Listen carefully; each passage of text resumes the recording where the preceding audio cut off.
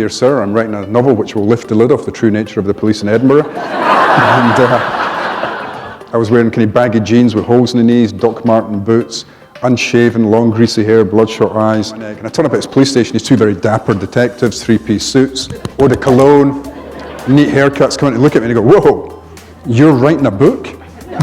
I went, "I've got my notebook, got my pen, just want to ask you a few questions." "Okay, what's your book about?" So I gave them the kind of rough outline of Noughts and Crosses. What I didn't know was that I'd laid out for them a case that was identical to a case they were working on. So they came back and said, "Ian, we've got a really good idea. Why don't we pretend that you're a suspect in an ongoing police inquiry?" And I went, "Yeah, come on.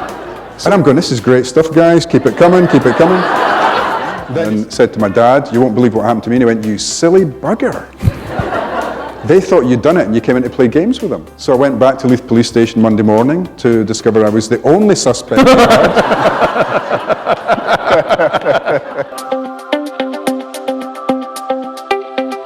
Good evening, everyone. My name is Yvonne Hunter, and I'm the head of programming here at the Appel Salon at the Toronto Public Library. Ian Rankin was born in the Kingdom of Fife, and between university and success with his Rebus novels, he held an array of jobs, including grape picker, swineherd, magazine journalist, and taxman. Rebus is now translated into 22 languages. In addition to his Rebus and Malcolm Fox novels, he's also written short stories, a graphic novel, a play, a string of standalone thrillers, and a number of novels under the pseudonym Jack Harvey. Ian has 4 honorary degrees and received an OBE for services to literature, and as I learned this morning, punk rock made him believe he could write. This man knows his music, and hearing about his musical influences tonight brings a whole new dimension to his work for me. He said to Shad, "It's me, my characters, and this music in the background." This author has so many fans and friends in Canada, and tonight is a good indication of just how many. I think of him as an honorary Canadian. Interviewing him tonight, most appropriately then, is a Canadian author whose credentials are equally impressive.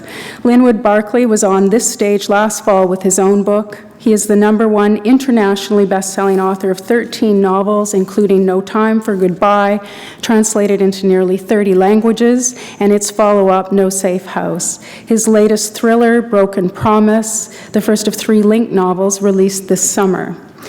And now, please join me in welcoming Ian Rankin and Linwood Barclay. So first of all, I want to congratulate you. Even Dogs in the Wild is #1 on the Times bestseller list in England. In the UK, yeah. Yep. Yep, for the second week, yeah. But there's a young writer just behind me, Stephen King, I think he's called. All right. So, well, you know who else I noticed is behind you is someone named Robert Galbraith, who apparently is somebody else writes under that name.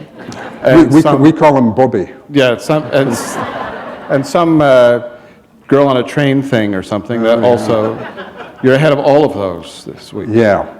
Yeah, which is great. It's nice, because last year I didn't write a book, I took a year off. And so it's nice to come back and find that people still remember you. And, there's a lot of short-term memory problems. Yeah, really. Yeah, and also that that people are very pleased to see Rebus back again. Yeah, it's always nice when people like your character. Yeah. Now, it seems like how many times have you been to Canada? You've been here almost every year, it seems. The first trip to Canada was 1992. Mm-hmm. I won a thing called the Chandler Fulbright Award, and they gave you $20,000 American, and they sent you to the States for 6 months. But at the end of that trip, or towards the end of that trip, the BoucherCon, the World Mystery Convention, was in Toronto. Yep. And so my wife and I and our son, who was about 8 months old at that point, took a little trip up from Boston up to Toronto for the first time. And it was fantastic. We had a great time. And yeah, I've been coming back almost every year, or every couple of years since then. So I've been to Toronto quite a lot. But this trip is just flying by because it's only 5 days. It's like 3 cities in 5 days. Because you started Flew straight to Vancouver. Vancouver, yeah. And I mean, I've not had time to go to a pub yet. Well, we were going to see if we could solve that after. Yeah. Because I know how much authors love to hear when people give them ideas for books. You know, I know that I love that when someone, I have a great idea for a book you could write. And so I was thinking, now that Rebus is retired, he could do like a cross-Canada trip. He doesn't own a passport, right? Well, he barely sets foot outside Edinburgh. You know, he thinks going to Fife is a vacation. He's not going to come to Canada. And he's certainly not going to get sent to Canada as a representative of Scottish policing. well, I mean, Malcolm Fox or Siobhan, maybe, but not Rebus, man. No, but you know that thing you're saying about pubs? Because this book started life with a story a guy told me in a pub. yeah. It was a little village in Scotland, and we got talking, and he was telling me about the fact that a drug dealer, suspected drug dealer, lived in that village but died of natural causes. But the villagers, a rumour went around that he'd hidden a stash of drugs and money in the woods. So over a weekend, the villagers would take up shovels and spades and spoons, and they would troop like the 7 dwarfs. They would troop out to the woods and have a little dig. And they never did find anything, but I loved that idea of a treasure hunt. You know, it's like Treasure Island or something. Yeah. Or Whiskey Galore, you know, Whiskey Galore, which is a lot of islanders, a kind of shipment of whiskey washes up on a Scottish island and they hide it all from the authorities. You know, it was like, but that stuck in my head. And from reading this book, you wouldn't see that would have been a starting point. But what I've got is Glasgow gangsters who go through to Edinburgh looking for something that somebody's taken from them. And I just thought that's a great idea, this idea of a treasure hunt with Glasgow gangsters in place of the locals in this little village. But I think it's interesting what you just mentioned is that often the starting point for a novel, as you go on, becomes lost. It's not even what you end up writing. It's your final product. It grew from that, but what it grew from is gone. Yeah, that's true. But you know, usually when someone tells me something like that, I scribble it on a piece of paper and put it in my big file at home. I've got a huge big file called Ian's Big File of Ideas. If you're not using all of those, I've got to tell you, Linwood, none of them are high concept ideas. They're very vague, loose, baggy. Notions, themes, questions, character names, jokes, puns. I'm not fussy. Well, I'll see what I've got left when I get home. But you know, people are often, they're fascinated by where the ideas come from for writers, and sometimes it just jumps into your head, right? I mean, sometimes it just jumps into your head. I find it's the single most asked question is where do your ideas come from? And to the point that it kind of becomes a cliche for authors because a lot of times we just don't know. No. Well, I mean, usually I've got an inkling, you know, usually with me it's a newspaper article, it's something I've clipped from a newspaper or magazine. I've said, what does that say about the way the world is just now? I want to investigate some aspect of the culture or society or morality, some kind of big question. And I try and find a plot that will allow me to maybe explore that a little bit more deeply. So normally it's a news story, but then there'll be other stuff tacked on. There'll be stuff that comes out of nowhere. And I mean, again, although I had that notion of a treasure hunt, the other thing I had was an image that just came to my head, and I didn't write it down at the time, so I've got no idea when or where I was when it happened. But it was just an image of someone pointing a gun at Cafferty through his living room window, and it's dark outside, the living room is lit up, it's night, he's inside there, he can't see there's someone outside pointing a gun. And that was just that visual image. And I thought, straight away I thought, who is it? Why are they trying to kill him? And what's he going to do about it? And that was it. I actually wrote questions down. Okay, go on then. But I don't even know if I'm going to get to any of them, but you just mentioned something that was one of the ones in here, and since you just mentioned him, can't necessarily speak for everybody, why do we like Cafferty so much, Big Jer? Why do we, I just love his character, and he's a terrible guy, but I think he and Rebus are, for me, the most interesting characters in this novel, and you must like him. Do you Yeah, like I Cafferty? think, well, I find him an intriguing character, and I find certainly their relationship. I'm not sure that Cafferty without Rebus would be nearly as interesting. It is that interplay between these two men who have a great empathy without really having the sympathy. I mean, they might end up being best buddies, or they might end up killing each other. Either option is available, and I'm never sure when I start a book how it's going to go. And they're both men of a certain age, from a certain background, so that's why they have the empathy. But their lives, of course, bifurcated big time. Rebus went off to be the good guy, and Cafferty went off to be the bad guy. But Cafferty has a moral code. He's one of those old-fashioned gangsters who has a moral code. So when younger, more venal gangsters come along, he has to cede control to them. And he's getting old, and so he and Rebus both have a sense that the world is changing around them, that they are the last of their kind, but they may still have one good fight left in them. And yet I sense a kind of respect between them. Yeah, maybe. I mean, you're right in saying they're kind of two sides of the same coin or something, because they don't seem to be able to live one without the other. Yeah. You know, Cafferty saved Rebus's life in one of the books by dragging him from a burning building. I forget which book. And then, you know, in the final, what was going to be the final Rebus book, Exit Music, when Cafferty flatlines, Rebus tries to get his heart going again. It's like, why? This guy's your nemesis. Why would you do that? Because he can't imagine a world without that chess game between them going on. And you've said before that you've always written the Rebus books in real time, that when it came time for Rebus to retire, he would have to retire. It's not like Robert B. Parker Spencer, who never aged, it was just went forever. And you also, in your novels, tie them into actual events and things that are really happening. For example, I mean, Mark Billingham, who's a fabulous writer, I think. I heard him say one time that he deliberately doesn't put dates and years in his novels because he doesn't want them to date and have you read, oh, that happened that time ago. But you very deliberately say what the time period is, and we know what Rebus's age is, and so forth. So now that, and Rebus retired, and now he's come back, and he's come out of retirement to help the police and so forth. But is it true what I've read, what you've said, that you see that there's one more Rebus book coming, or how many more do you see? How, like when you have a character that everyone loves, and you've sort of, I don't know whether I'd say boxed yourself into a corner, but you've made him retire. What do you do when fans want more of him? Well, I mean, there are pros and cons to it. I mean, the pro is that people get quite involved to go, hang on a minute, this really happened, and the world is, you know, these things did happen in Edinburgh last year, or this kind of stuff is happening in the Parliament, the independence vote, that kind of stuff is referenced in the books. So then you get the suspension of disbelief.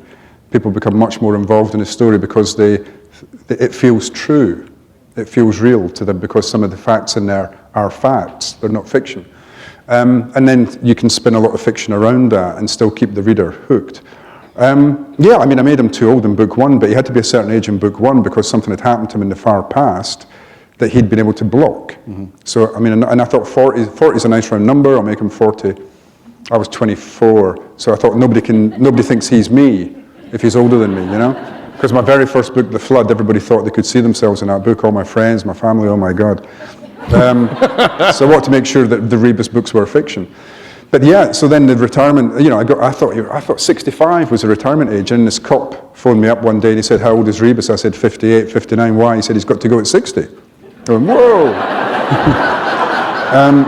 You know, 55 for a uniformed officer in Scotland, 60 for CID, for a detective. So I told my publisher that, and they said, for God's sake, stop the clock.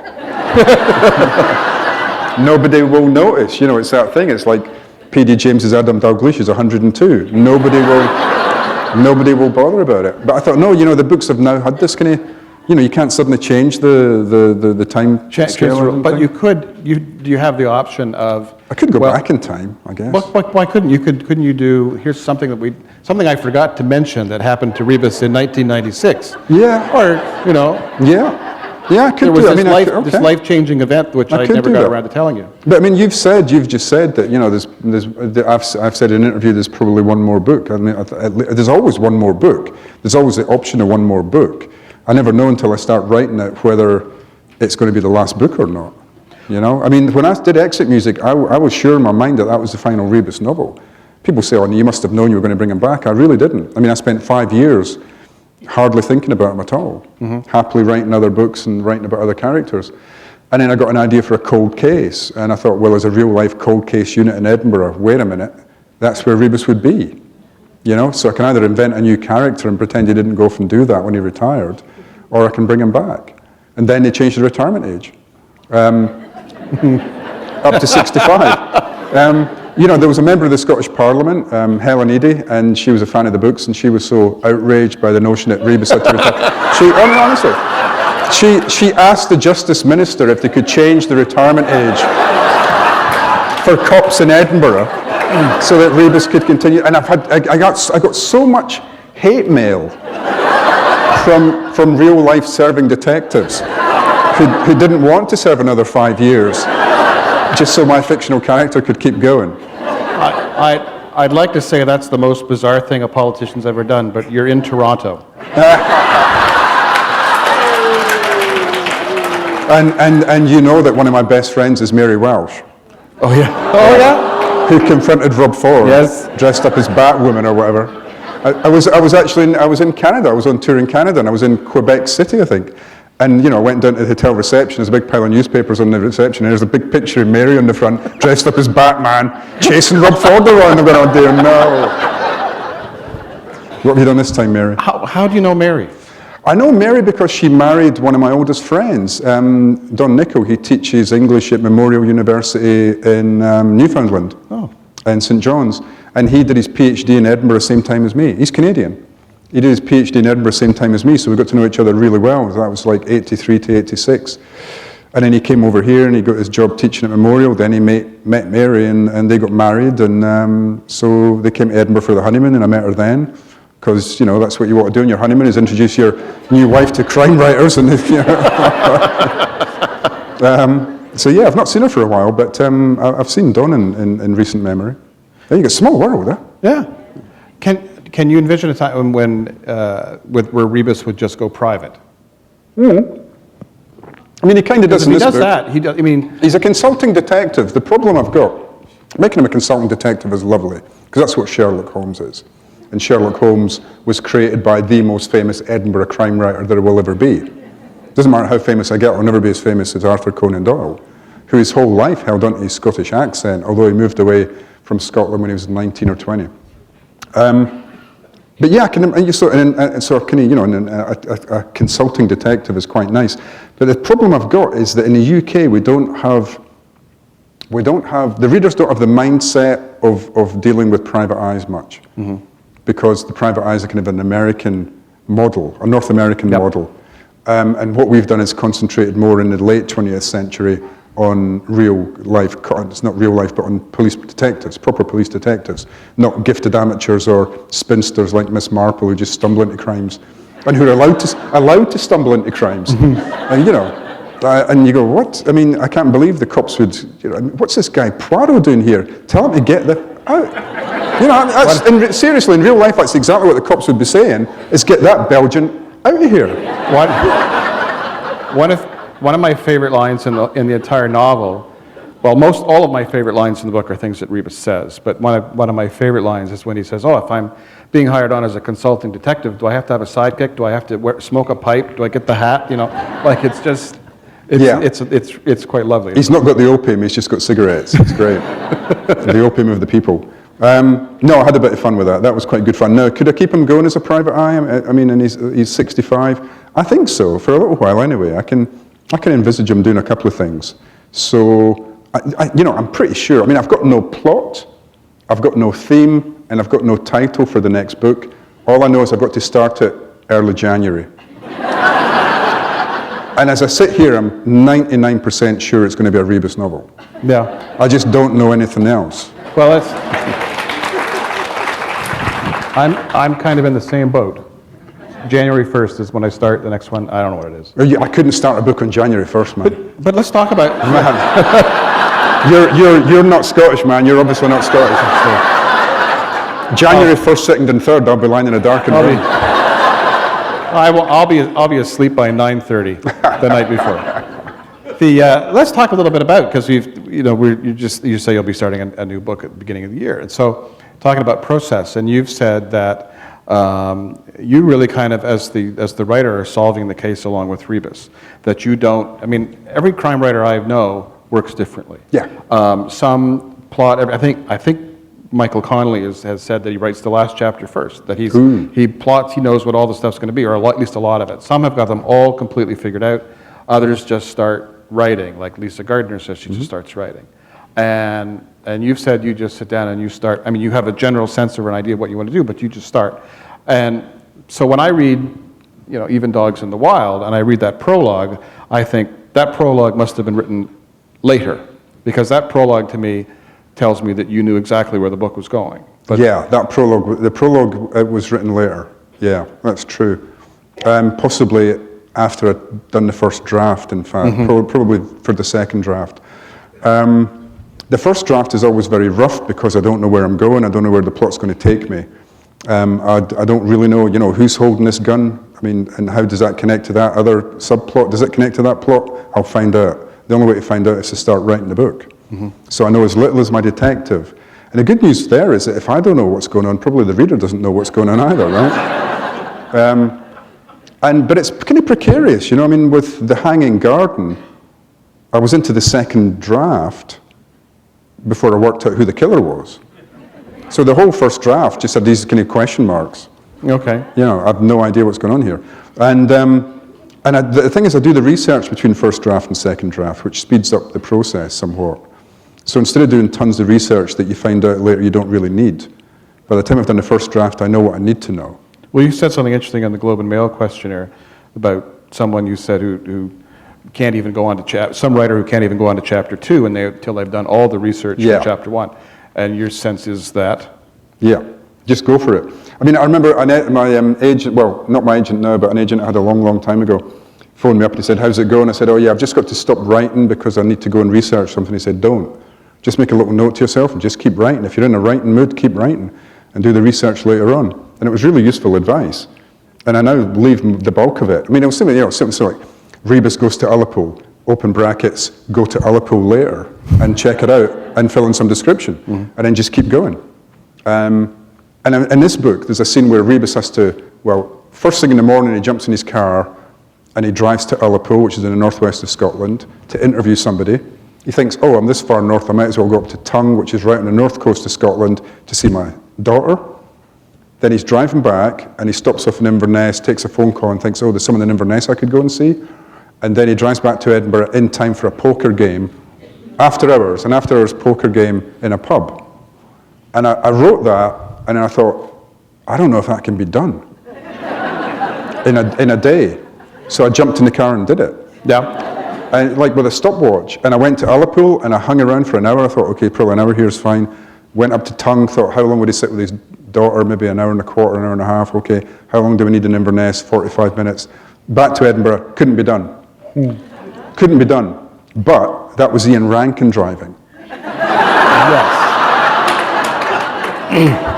And my gut feeling is that Rebus would not be obeying the 60-mile-an-hour speed limit. Yeah, but the other thing is he's got that old Saab. He's got that Saab, but you can just crank that thing up.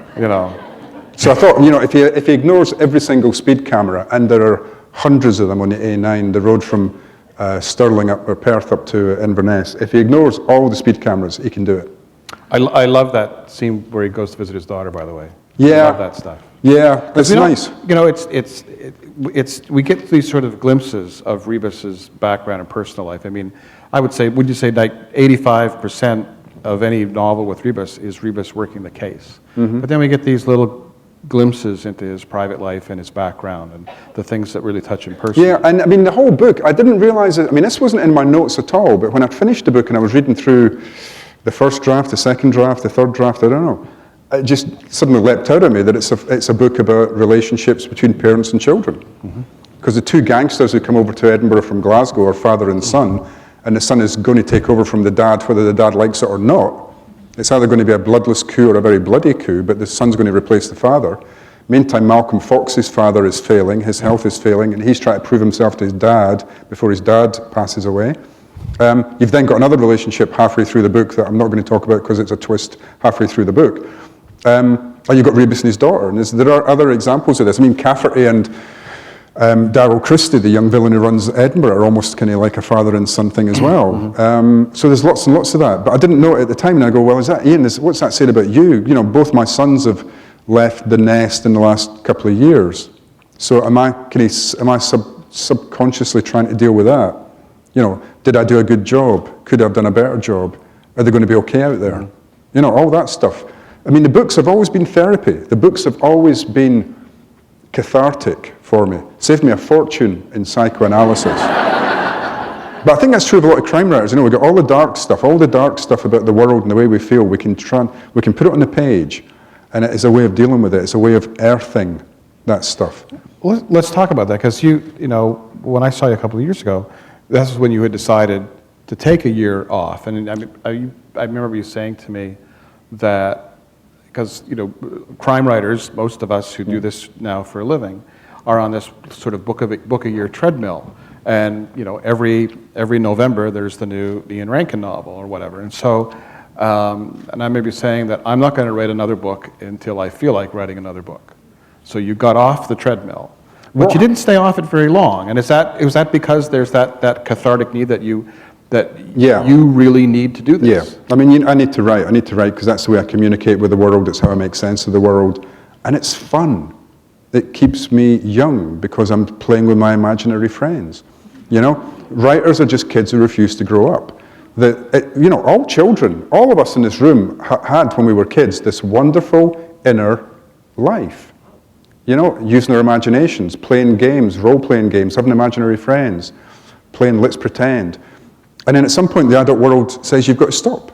Yeah. You've got to stop playing with your toys. You've got to stop playing with your imaginary friends. You've got to stop all of that.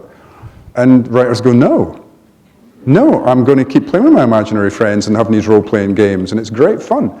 And I think it keeps you grounded, but it also keeps you young. The reason I took the year off was very specific.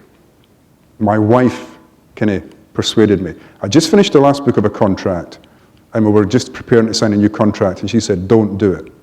If it's a contract, even if the book's 2 years away, it will be hanging over you. Don't sign a contract, take a year off, because she could see that I'd been heavily affected by quite a lot of death.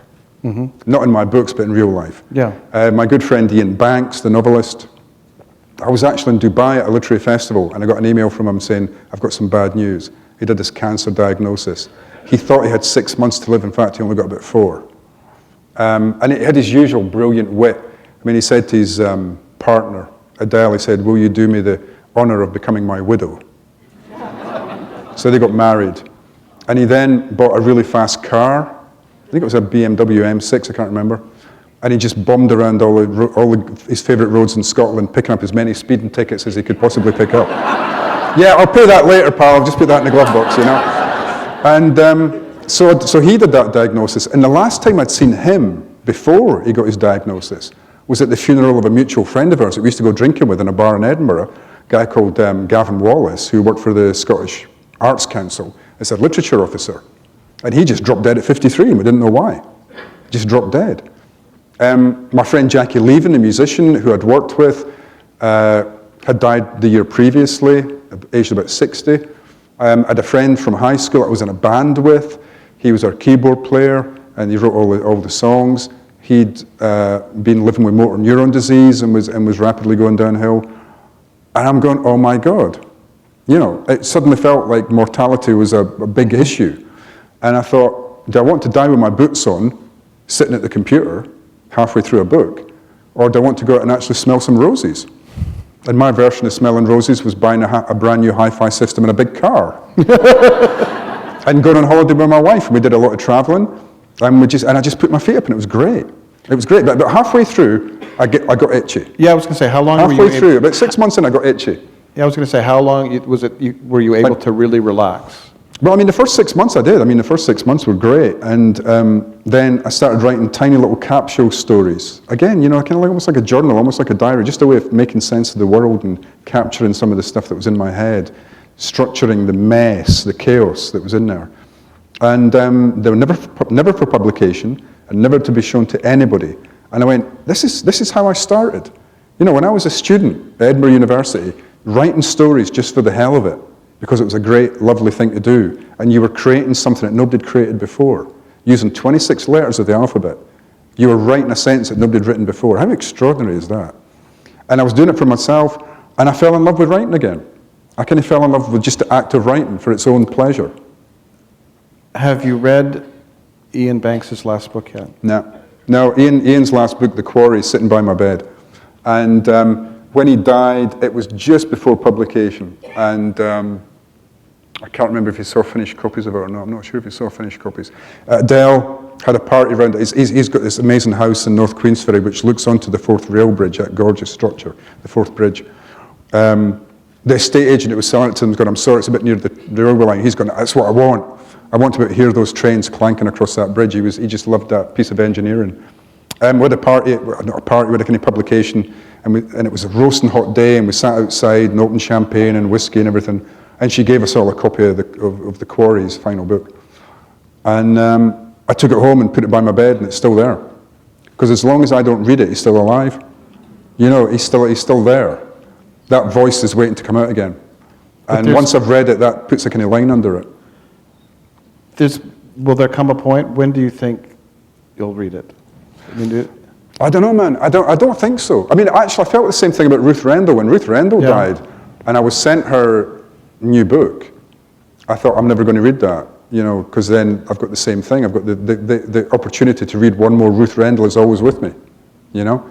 But then a magazine asked me to review it and do a kind of almost like a overview of her career and her life. So I did sit down and read it. I kind of wish I hadn't. Yeah. So I would still have one Ruth Rendell book to read. You said that in the Globe recently too, and you talked about this a little earlier. You draw from headlines and so forth. And look, sometimes little things will spark an idea. When we've had the kind of a week that we've had in the world now, the kind of things that have happened in Paris, do things like that have an impact on? Certainly personally, because you've lived there for a while in France, didn't you? Mm-hmm. You know, well, we lived in southwest France, yeah. I mean, when you see something like that, how does that impact you personally, and how does it impact you in terms of what you might or might not write? Does it have an impact on that? Well, is it too big an event to have an impact? I think you need some distance. Yeah. You need to put distance. I mean, you know, things like, in Scotland, there's been a few big things happen, like Lockerbie, or the Dunblane shooting, and I thought, well, there's material just sitting there to be used, but it still seems too raw to use. And so you need some distance before you can write about it properly, I think. But I do think in general, I mean, this is a kind of vague feeling rather than actually specifically answering your question, but if you want to try and understand the events of the past week, it's the really good thriller, spy, and crime writers who might give you an inkling, you know? Because at the root of most of what we write is a very basic question. Why do human beings do bad things to each other? Century upon century, different cultures, different times, we keep on doing it, you know? And years ago, I did a TV documentary series in the UK on evil. And the first program, we said, what do we mean when we use that word? You know, has the meaning changed throughout history in different civilizations? The second program was, where does it come from? Nature, nurture. And the third program was, what do we do about it? Locking people up, trying to change them, whatever. It was fascinating. I spent months researching and going around the world. I went to death row in Texas, interviewed a guy on death row through the kind of big bulletproof glass with a phone and everything. I went to the Vatican and was exorcised by the chief exorcist of the Diocese of Rome. I'm fine, by the way. You seem a little more mellow lately. You know, once they got me off the ceiling and wiped the bile off my face, I said, guys, this is just a sensible, normal Friday night out as far as I'm concerned, you know? You know, I interviewed psychiatrists and psychoanalysts, people who said it was all to do with frontal lobe damage, people who said the very aspects of your personality that would make you a serial killer or a psychopath would also make you an excellent captain of industry. You know, that inability to see human beings as anything other than creatures for you to use for your own satisfaction. The lack of empathy. The lack of empathy that you get if you're the boss of a huge corporation. The words Donald Trump come to mind. Not from me. Rupert Murdoch. No, I'm not thinking of anybody in particular. But at the end of that process, this is a very long-winded way to answer your question, I'm sorry, but at the end of that process, I wasn't much further forward in pointing to an individual and saying that individual is irredeemably evil, but I could point to an action and say, at the moment that you committed that act, you were committing an act of evil. You know? But it's an easy question to ask, Linwood, and we keep asking it. But we don't, I mean, it's a very easy question to ask, and it's a very complex question to try and answer. But I think, the best of the spy writers take you inside the mindset of the shadowy government agencies that say it'd be a good idea to carpet bomb, or a good idea to plant agents, or a good idea to open up Guantanamo Bay, all that kind of stuff. You're probably not going to get it from the literary authors so much. Yeah. Well, because they're just wishy-washy liberals, man. I'm going to get slaughtered for that when I get No. In fact, this ties I was joking. Anybody watching it? I was joking. People are watching this on Periscope, by the way. One of the, I'll ask people on Twitter if they had any questions for you, and one of them I would go to now because it kind of ties into exactly what you're saying.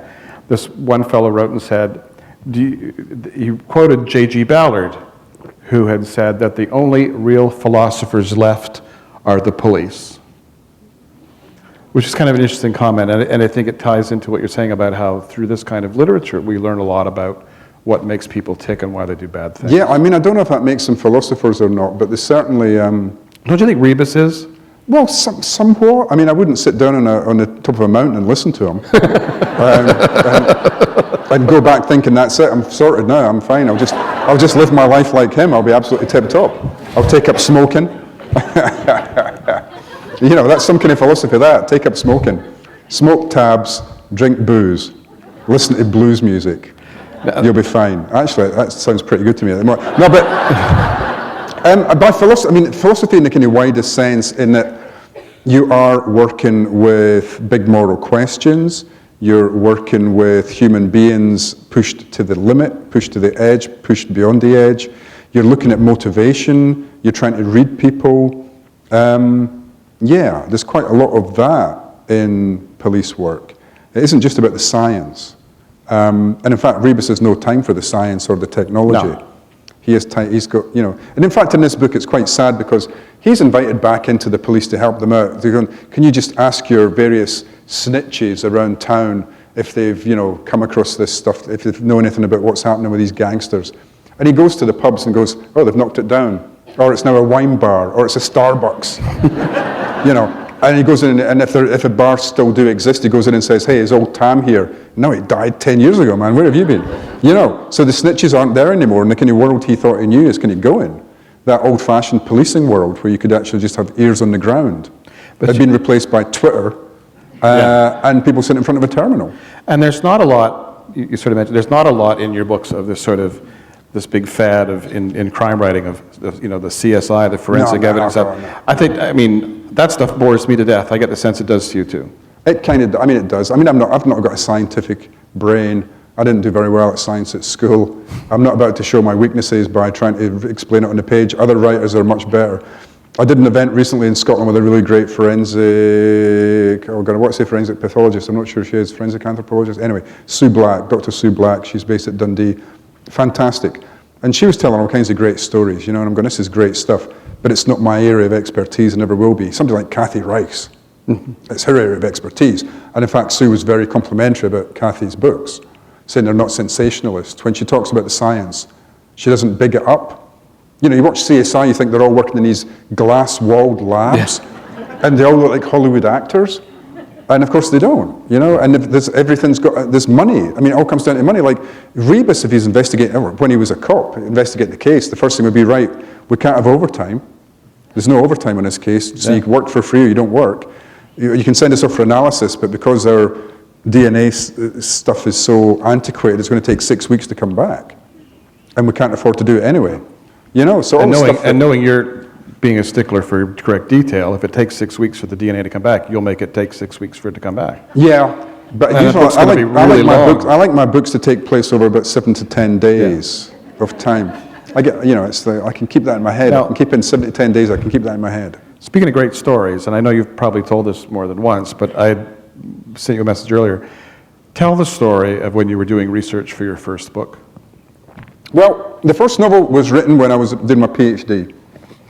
And I got the idea of a book that would be an updating of Jekyll and Hyde.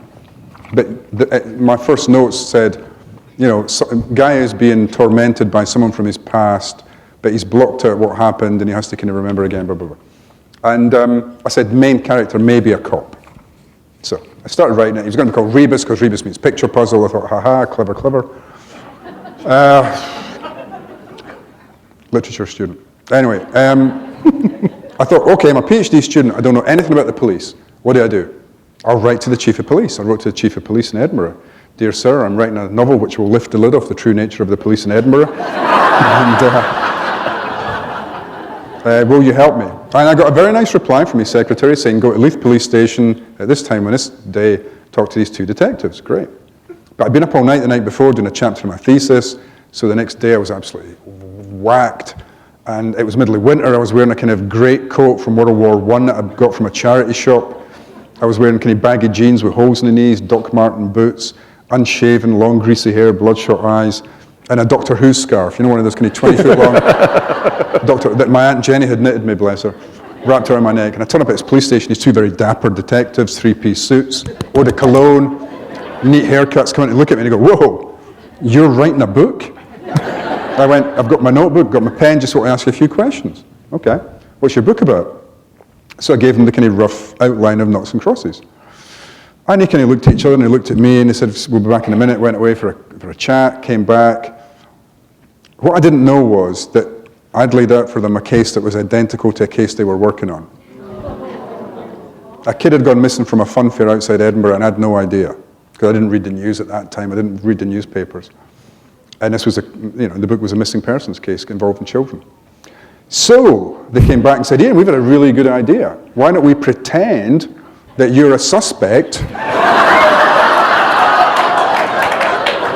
in an ongoing police inquiry? And I went, yeah, come on. So they took me to an interview room. They had to go away and get a computer from somewhere. So they came staggering in with this huge computer, put it on a desk and plugged it in, and then started to take some, name, date of birth, occupation, address, And I'm going, this is great stuff, guys. Keep it coming, keep it coming.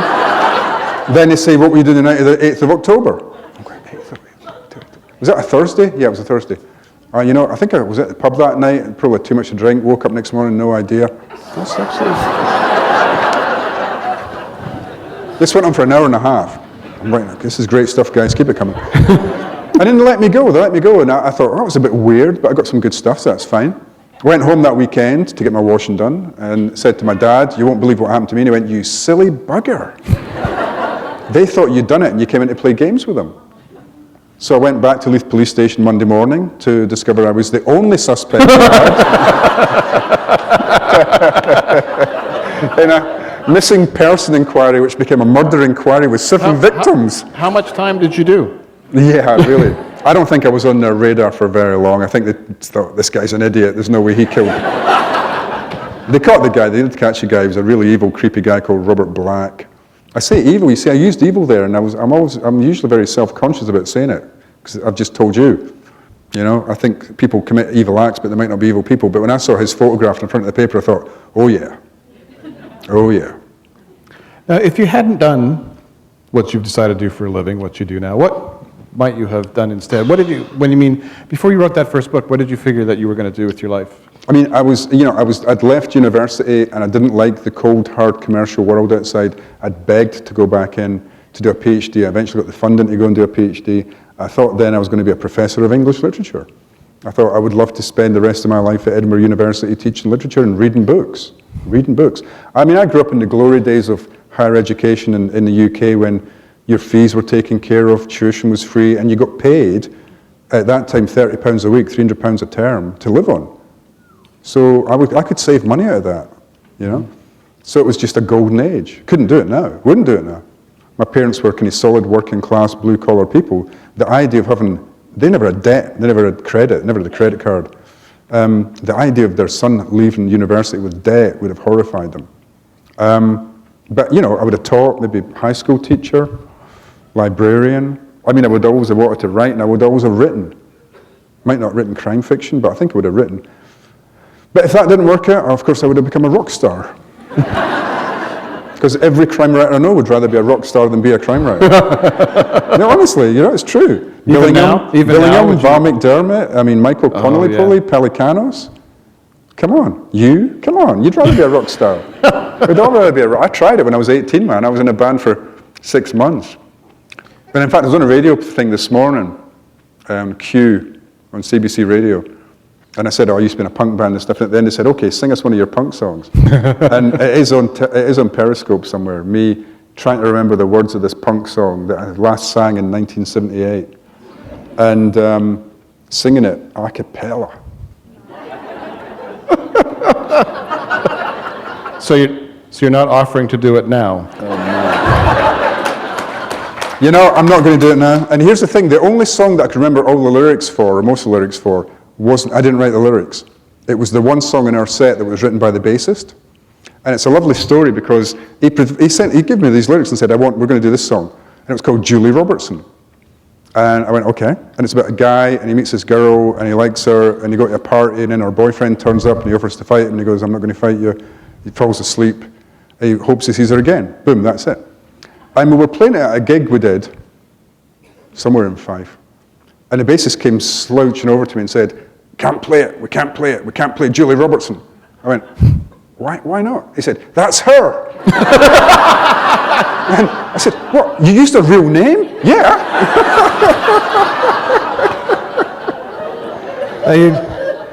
You had said in your I think in the interview in the Globe and had said elsewhere that one of the things that you don't, despite all these tremendous skills you have at writing, that one of the things that you really don't do much of in your books are sex scenes. And maybe... Well, neither do you.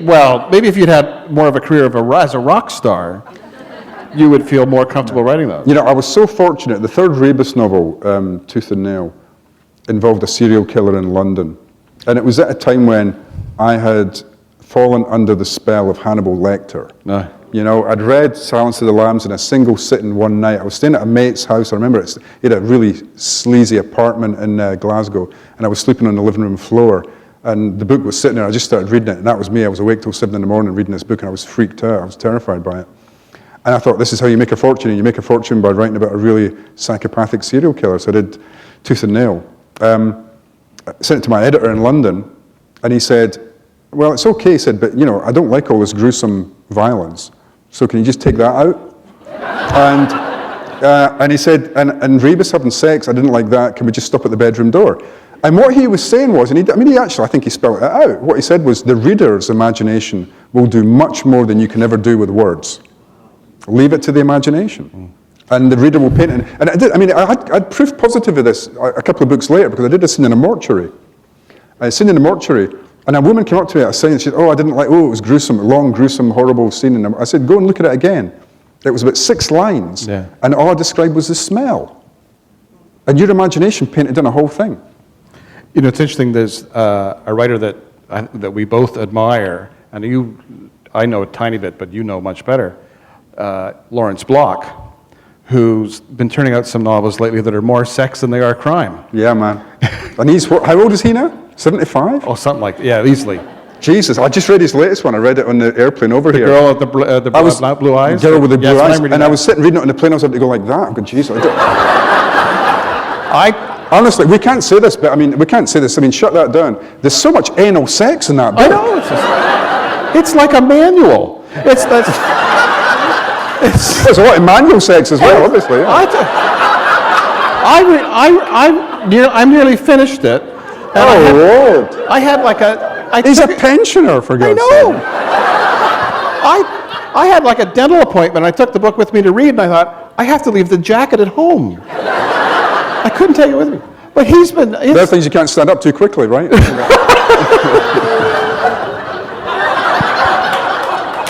Go on, get back. Look, we were told this was going to be a serious discussion between... Yes. This is a hotbed, a crucible of serious intellectual discussion. All of the rest of my questions are about iambic pentameter. Tell us about your play. Are we going to see your play over here? No, I doubt it. I mean, it was supposed to be a co-production with a Welsh company, and they've not done it. And it was going to go off. Oh, I think it did go off to Sweden or Norway. There was a production in Sweden or Norway. It'd be a very expensive thing to do, at a very complicated set. This was a bet almost. I know the guy who has just retired, or is just about to retire, is the head of the Lyceum Theatre in Edinburgh. We used to meet for coffee, and we met for coffee one day, and he said, "Ian, why do we never see contemporary cop drama on a stage? Film, TV, hugely popular. Radio, popular. Books, popular. Stage, nothing." Yeah. He said, "Is it because it can't be done?" I said, "I don't know." He said, "Well, let's try." So we wrote it together. And it was a challenge. I mean, it really was a challenge. But then the stage, and we got this brilliant stage designer in. I mean, I had no idea what I was doing. You can't have somebody walk out and then come back in a completely different costume 30 seconds later or 10 seconds later.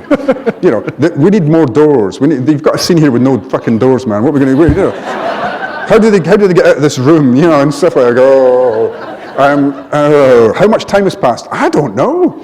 Is it daylight? I don't know. I don't think like that. So I was lucky because he's a playwright as well as being an artistic director, and so it was really useful to have him writing it with me. And then we went to rehearsals, and it was kind of. I say in retrospect it was great fun. My wife says no, it wasn't great fun. You came back every night going, "This is an absolute nightmare." And then we got to the previews. And previews. Why do you need previews? I don't know. Why do you have previews? You have previews because you're still changing stuff. Mm-hmm. So although you've done it in rehearsal for weeks, you've put it on the stage set's ready, you do it on the stage for a few days, you don't know if it's working or not until there's a live audience in the room. And the first night of the first preview, people were laughing in the wrong places. And weren't laughing in the right places. A couple of cracking jokes in there, nobody laughed. Anyway, he phoned me up, it must have been 11:30 that night, director phoned me up, co-writer, director, and he said, "Okay, what I've done is I've cut the final scene of Act 1, and there are fewer dead bodies on the stage at the end." I said, "Well, can we do that?" And he went, "Yeah." So the next morning we went in and said to the actors, "Okay, your big scene is gone. That stuff you spent weeks memorizing is gone. And at the end, you're not dead anymore, you're alive and you're standing up. So you don't need a little blood spatter thing under your shirt." And I went, "Oh." And anyway, and it was such a complicated set design. The first night you could see them pushing the scenery around, you could see the stage manager pushing stuff around, you go, "Oh my God." You could see one of the actors changing as they went around. Anyway, it was fine. Once we got the previews out of the way, it worked. It worked like clockwork. And it did what we wanted it to do. What we wanted it to do was to take people who never went to the theatre, except maybe to a pantomime at Christmas, and get them to switch off their TV, get their bum up off the sofa, and go to the theatre. And it worked. There were people at the theatre, because they would go around at half time and ask people. And they found out that like 60-70% had never been to the theatre before. And the bar take-ins were phenomenal.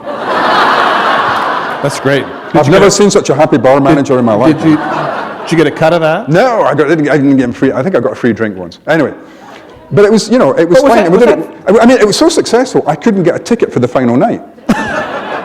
Honestly, I went to the box office and said, "Can I get a ticket for the last night, please?" And they went, "It was sold out." I went, "But I wrote it." They went, "What are you going to do, sit on somebody's knee?" There's only so many tickets, man, they've all gone. But was it an interesting or different kind of experience to do that? Because when you write a book, you don't see people enjoying it. You create something and you never see anybody enjoying honestly, the work that you've done. Or the opposite, Linwood. You don't see them growling and going, you're a long way away when they don't like it. This one, I was in the bar at half time and you could hear people talking about it. You're going, "Oh, are they liking it? Oh," and you're sitting in your seat. I always sat at the back and you could see them all. And when it got good, when we got it working properly, they jumped out of their seats because there were a couple of real fright things. They jumped and they laughed at the jokes. We machine tooled the jokes so they worked. And that was great. That was great. The critics weren't terribly kind about it, but the audiences loved it. Well, critics, Yeah. We pay no attention to them, right? Are we? I have a question. When do you want to go for questions? I don't know if we do. For that time She's yet. Desperate, man. It's 7:55. Yes, We've been talking for way too long. People need to go home. All right, so I guess this is probably the point. I didn't even get. Yeah. Why did I bother? We'll do that in the pub after. I had some really good stuff here. Yeah, I did the same with you when I interviewed you last year, man. I had tons of stuff. We never talked about any of it. I know. That's a good interview. It's a good interview when you don't need to use the questions. All right. Well, I'll save them for when you come over next year. Questions? I've got two questions for you. One is the Glasgow gang, the Starks. Everybody knows who it's based on. But going back to the definitive Glasgow gangster book, No Means City, the main character was called Johnny Stark. Any coincidence? That I didn't know. Oh, really? I read No Means City about 30 years ago, and I've not read it since. So. Yeah, no, I was just wondering because Johnny Stark was the man. Okay. Okay, I used to have a landlord in Edinburgh. I won't tell you his second name, but you'll be able to pick up from the initial. Peter W.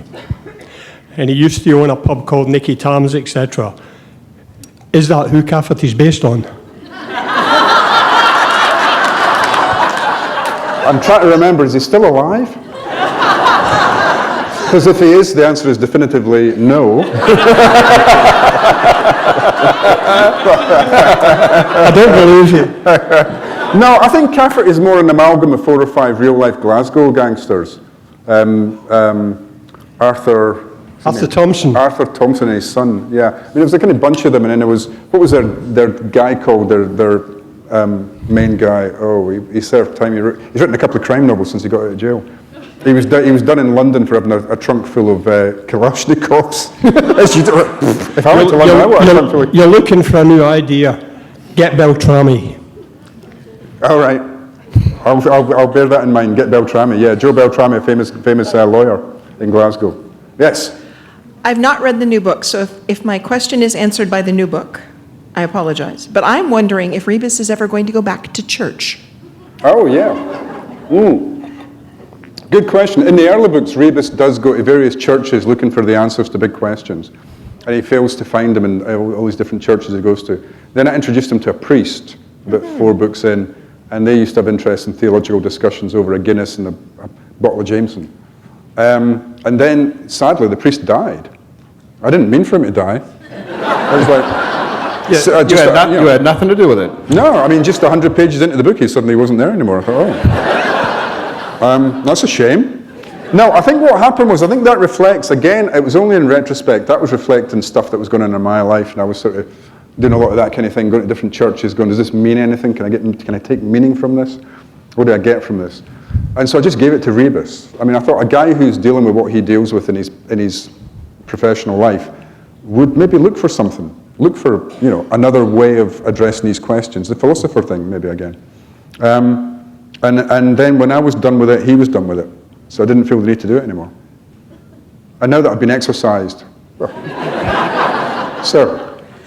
I know you've mentioned that you weren't too keen on how Rebus was portrayed on the small screen in the past. Do you have any plans? Can we see Rebus on the telly sometime? Okay, so on the TV version, I wasn't too happy with what happened. No, originally it was 2 hours, which was 1 hour and 40 minutes with ad breaks added. And that wasn't too bad, but then they passed it from one actor to another actor, and they took it down to 1 hour, including ads, which is 45 minutes, which is a 45-page script from a 400-page novel. And I wasn't happy with that at all, because you were losing everything. You were losing nuance, theme, characters weren't allowed to develop, the city didn't come alive. Nothing that I would say is the strength of the books was left in. So there was a clause in the contract which meant I could get the rights back, which I did. And now I'm waiting for a nice big Scandinavian production company to say we're going to do 12 hours. Yes, that's what you want. Or HBO, or somebody, or Amazon, we're going to do 6 hours. Yeah. That's what I want. I don't want 45 minutes again, ever. Thank you very much. Haven't you found, though, this is that in the last 10 years or so, that there are these kind of novels for TV now. The TV medium has changed. You can do these expansive multi-chapter. Yeah, I mean, True Detective and The Sopranos and stuff. I mean, they are like great multi-volume novels. Yeah, you're right. And they're nuanced, and there's character development, and the writing's great, the dialogue's great. Yeah. I mean, we're having to work hard to keep up with these guys. A lot of very talented people who once upon a time would have wanted to be novelists are now showrunners with their own great shows. Breaking Bad, another one. So we've got to work harder than ever, yeah. But we'll see. I mean, at the moment, there's no interest. Well, there's always interest, but it's a long way from being greenlit. A long way from being greenlit. Maybe you can talk to some of the people that James Connolly is talking to. Yeah, I know. Bosch seems to Amazon turn are doing out it pretty well. for Michael Connolly. It's true. Yeah. The one thing I found is, I don't know, do you guys, because I mean, this is a French-speaking country, so you must get engrenage, spiral, yeah, French TV show. Now, the actor who plays Gilou in that, I'm going to kidnap him. I'm going to take him to Edinburgh. I'm going to make him speak in a Scottish accent. And he is going to play Rebus. He's as physically and facially like Rebus as anybody I've ever seen. Really? I was watching that show for ages and I thought, who does he remind me of? Who does he remind me of?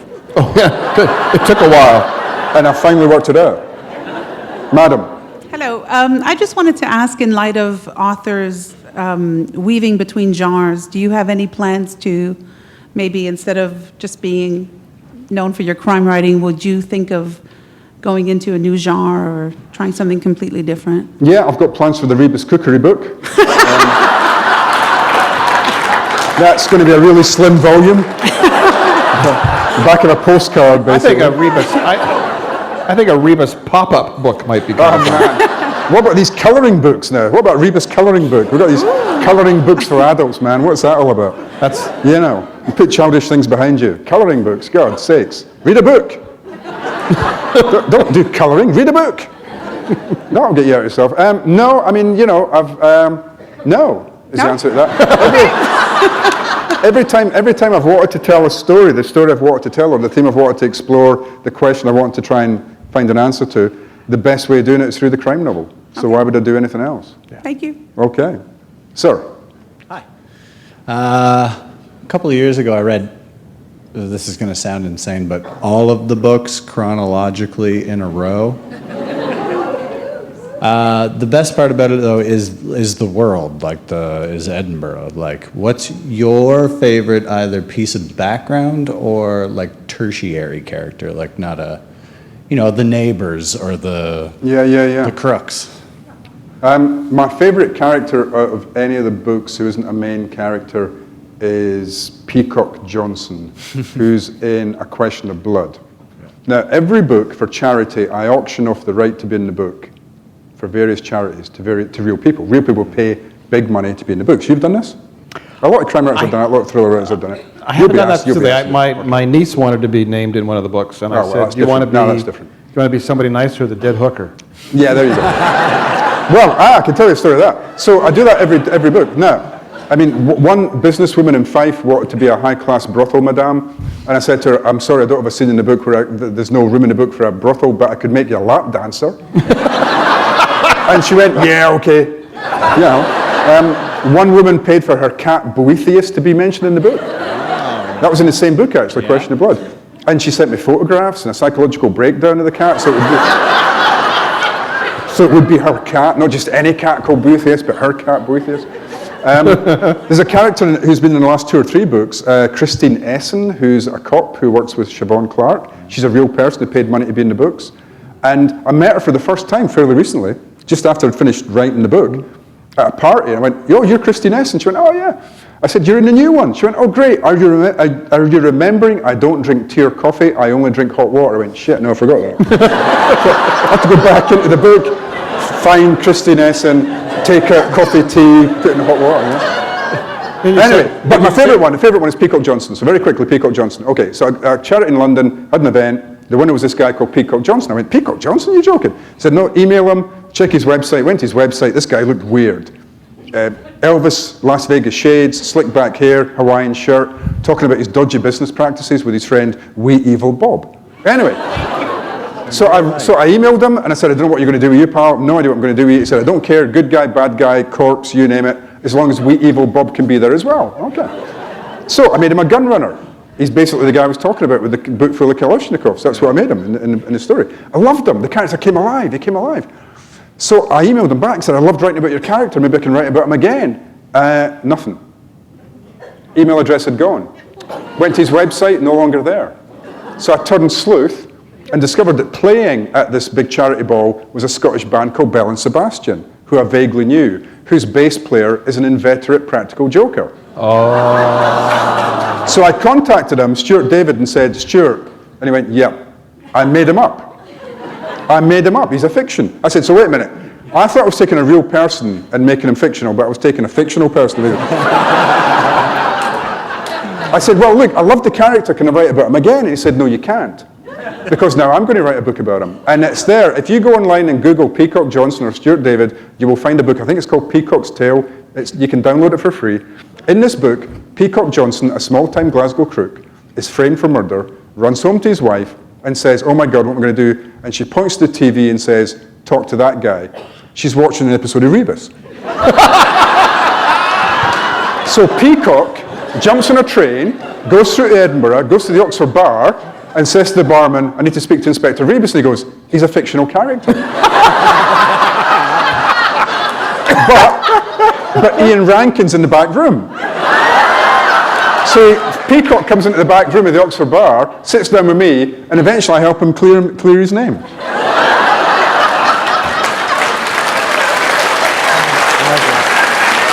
Thank you.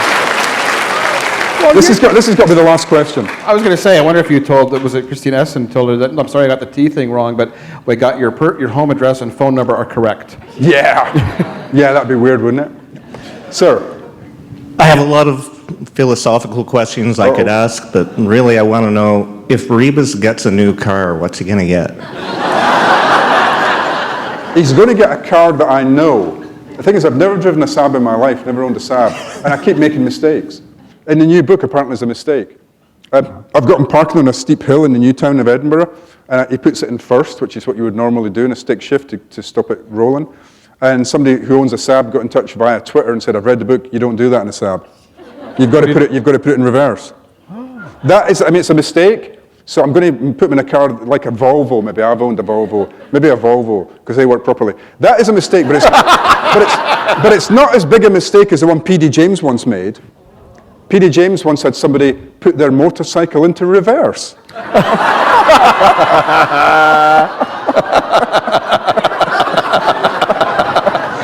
There we go.